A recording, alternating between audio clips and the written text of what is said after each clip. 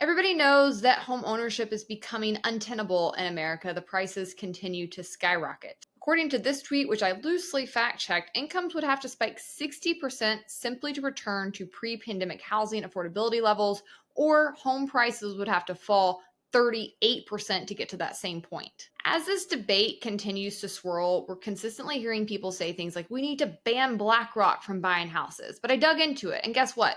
BlackRock doesn't buy that many houses. It's by no means the top contributing factor to why the prices just keep going up. We also hear people on the left usually talk about giving subsidies and more corporate welfare in order to spur development. But when you dig into that, the only people this tends to help are people at the very bottom of the rung. And look, I don't have any problem with people on the bottom rung getting their foot on the ladder. But the reality is that we are pillaging the middle class, who are the actual producers, who are the backbone of America. We are literally taking their tax dollars and using them to subsidize some low income housing while they themselves still cannot afford a home.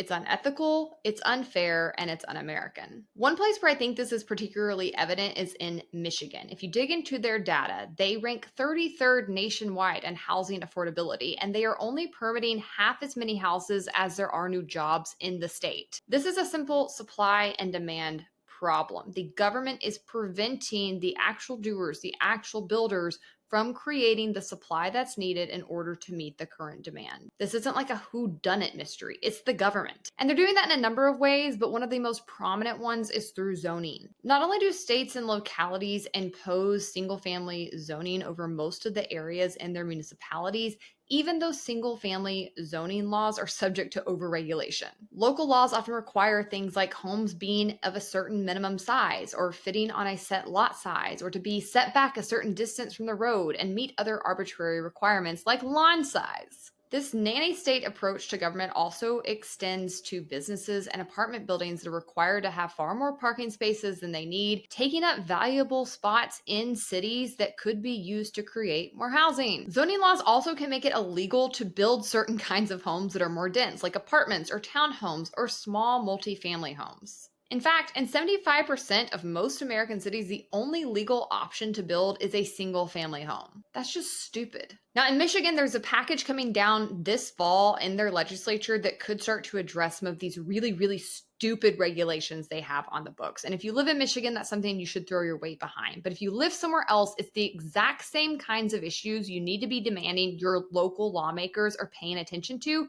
and taking action on.